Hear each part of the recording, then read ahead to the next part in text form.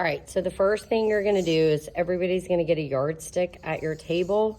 You are gonna measure your twine. Needs to be about what a yardstick would be. If it's a little bit longer, that's totally okay. You're gonna cut at the end. Then you're gonna take a bead. You can pick whatever bead you want. If you want it to be a part of your pattern, that's cool.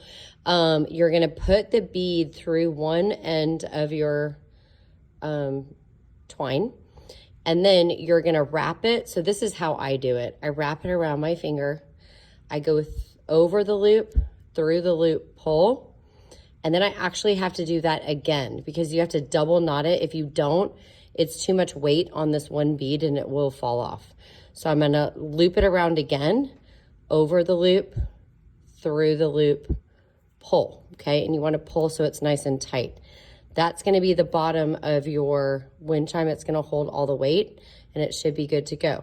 Now on the other side, that's gonna be the part that you're threading all of your stuff through. So this part with the bead is gonna be at the very bottom. So what I'm gonna do now is I'm gonna turn this into a needle, but this is gonna get all messed up if I keep feeding it through the clay. So what I do is I take about 1 inch of tape and I tear it off like this.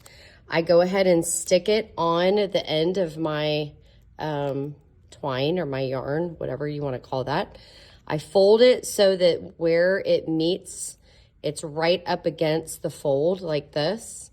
And then I'm basically just going to turn this. This is kind of going to keep all the string together and make it almost like a needle. So I don't want to cut the string itself. I'm going to cut right up against it. And at the very end, I'm going to cut like a little point. But it might kind of be a little sticky at the end. So what I do is kind of go like this and make sure it's all stuck together. So you might have to do this a couple of times because it might get all weird, but it probably won't. And you can also use the toothpicks to help guide your tape through the pieces if you need it for that.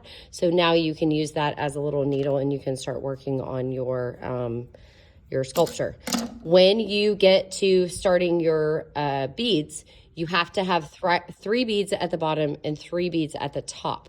So if this is your first bead, you're gonna feed 2 more clay, 3 beads clay, 3 beads clay, 3 beads clay, and you're gonna end it with 3 beads. I don't know how many pieces of clay you have. Everybody's gonna be different.